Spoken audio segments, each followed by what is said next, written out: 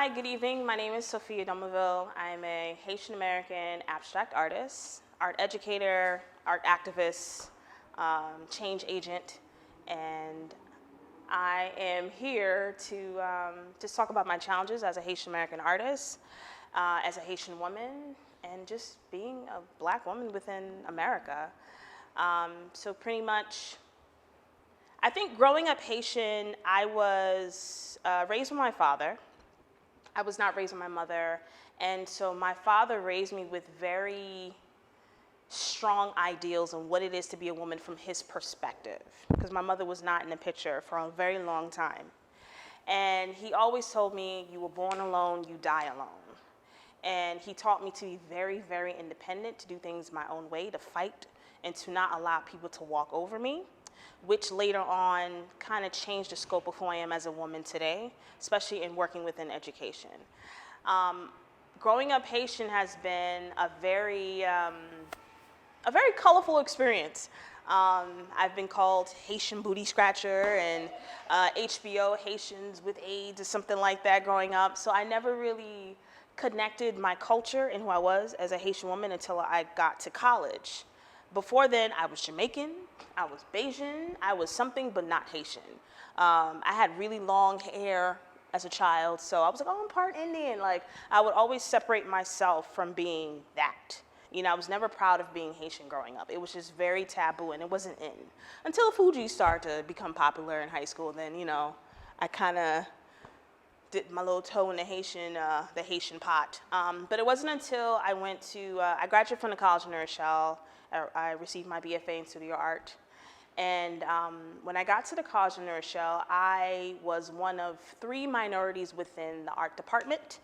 It was myself, the Haitian American, Shanice Sharp, who's African American, and Carmen Hernandez, who is Puerto Rican. And we knew each other very well because we kind of just stick together against the others. And I remember my freshman year going to my first Labor Day parade as a Haitian, representing for the first time, and really like going, you know, it's kind of cool being Haitian. Let's find out about this. And I know that, you know, being in college, being a freshman, you really have to find your own identity, you know, and that was one of my struggles as an artist, was trying to find my identity. Who am I? Because my father, or even my parents, are not a fan of artists. They've never been to a museum or a gallery. I think the only show they've been to was mine, and I was in college.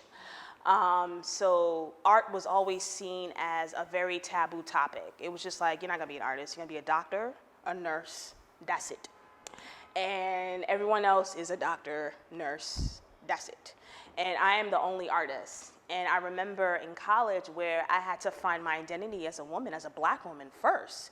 Because when you're in a room filled with a lot of white people that don't look like you, they think they know you, but they don't. And then at the same time, you don't really know yourself. Like, I didn't really learn about black history until I went to college from my white professors who were just like, you gotta know about Kara Walker, you gotta know about Basquiat, you have to know about all these people, that I felt very, very small. But it was also a very enlightening experience for me, where thanks to my professors at the College of New Rochelle, they challenged me. Literally, they pushed me, and they would tell me, you can't do this. And I would go, yes, I can. Try me. And literally, I was one of those students, especially as a Haitian. We are very proud people. And literally, we would have 4-hour courses back-to-back, studio courses, like intro to drawing, intro to painting. I would leave for 2 hours, put my headphones on, and walk around the campus, because I can't sit still for long periods of time, which you guys will see soon. And I get bored very easily. I just wanted to create. Art has always been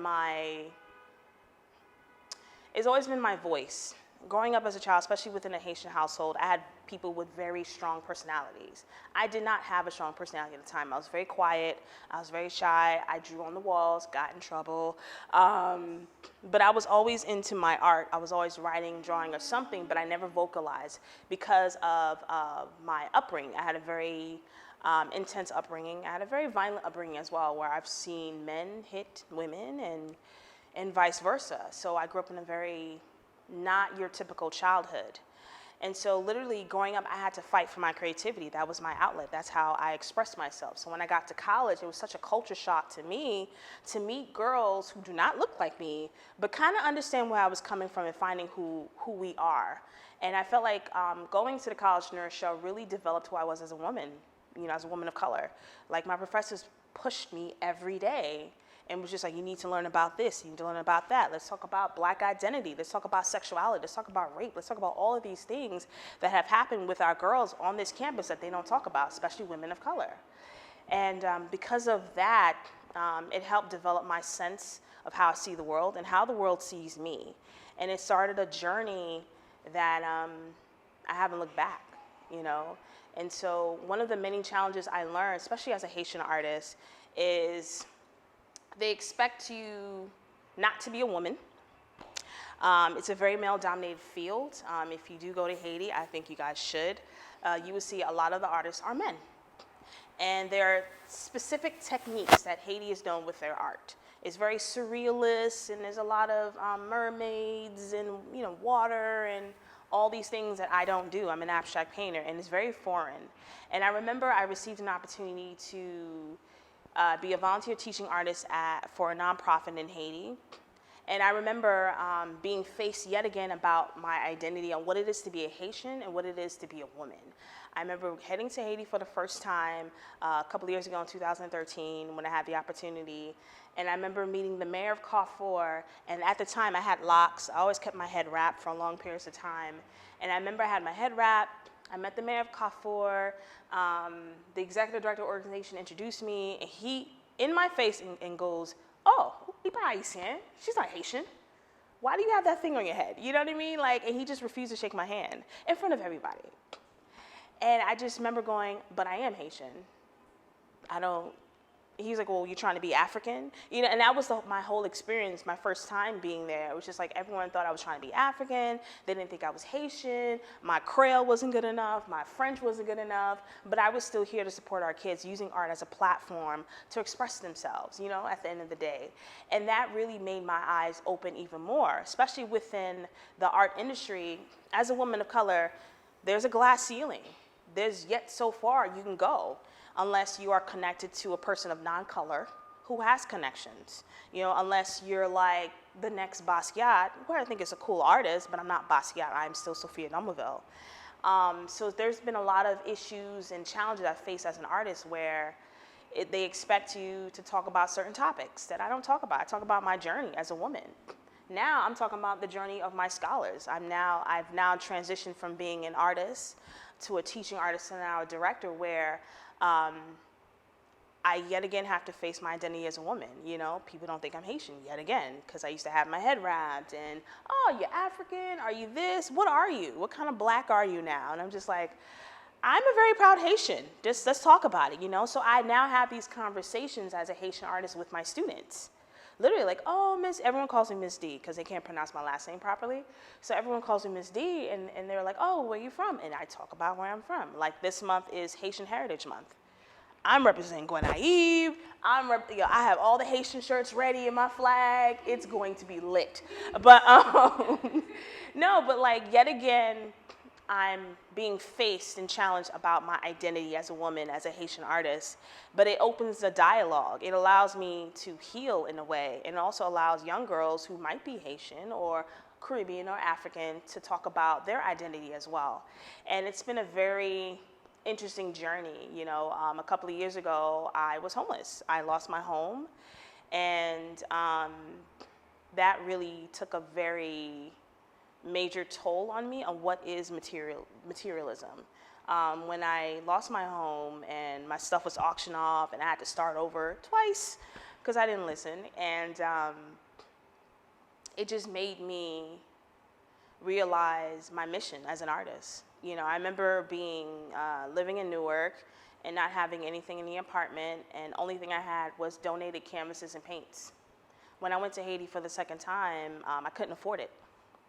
And the organization paid for me to go to Haiti, and they were asking, like, "What's going on?" And I lost a lot of weight, And I told him, I was just like, you know what, I'm no longer going to not speak my story. I'm no longer going to be ashamed about what happened and where I'm coming from. And if I don't say something, then who's going to help? You know, I'm going to continue being homeless and not have a place to stay and not be able to do this art. And so I told him about what happened, and literally he donated about $500 worth of art supplies. He brought me to Blick in Soho and was like, get whatever you want. I said, what? I just want the cheapest things on sale. And he was just like, no, like, I believe in you. And these were a series of many people who have come into my life and said, I believe in you. Literally, I was a nomad for a year, house sitting from Harlem to Brooklyn to Jersey, because people believed in me. They heard about my story. Anyone who knows me know that whatever project that I'm connected to, it's all connected. It's not about me, it's about the kids. And I believe that whatever I do as an artist, that impact is going to impact the children. I've always felt like my life's mission is to change the world. So everything that I do is connected. So I've always felt like, even as an educator, just as a woman, I'm a mentor, I'm an educator. Our kids are the next generation. They are the next leaders for us. We're just here to enrich their lives and to help them. That's it. You know, that's just our purpose. There's no, oh, we're about to be president. No, you're not. He's about to be president, though. And, you know, let's support them, you know, like, let's support our children. And I've always felt like, for a long time, I was very much afraid of being a leader, because there's so much you have to take on as a leader. Not only, you know, facing your identity as a woman, you know, but also dealing with outside issues and dealing with the parents' issues and the children's issues. And those are one of the many challenges I face as a Haitian artist, as a Haitian woman, as an educator, and just a human being, period. You know, even right now, like, like I was saying earlier, like, I have an opportunity to implement an art program, not only within the States, but also abroad. And I have an opportunity to really give back and use art as a tool to really make a true impact, which is what I've set to do 4 years ago, when I was like, you know what? I don't have a home, I don't really got money, I'm borrowing money from everybody, but you know what? We're gonna make it happen. You know, I'm gonna do this. And I'm at a point at 33 where everything's coming full circle.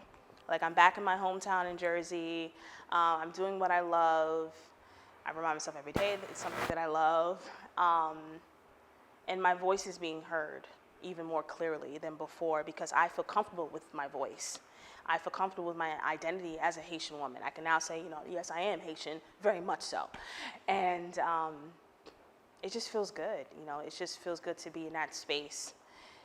It's also very scary, because I don't know what's the next step. You know, it could be international, maybe multiple countries internationally, I don't know. That means I have to look for other people who are teaching artists with the same vision, and just, you know, meeting like-minded people, and just to help change the world and hopefully become that real agent of change for the community. And that's why I'm here. That's it. We good? Oh, yeah. I talk a lot. No, but like, he really took me to the art supply store and was like, get whatever you want. I said, shut your face. I'm a thug. Oh, I was crying. No one has done that. You know what I mean? Like, I believe in you. Get whatever you want. Like, everything? Shut up. You know what I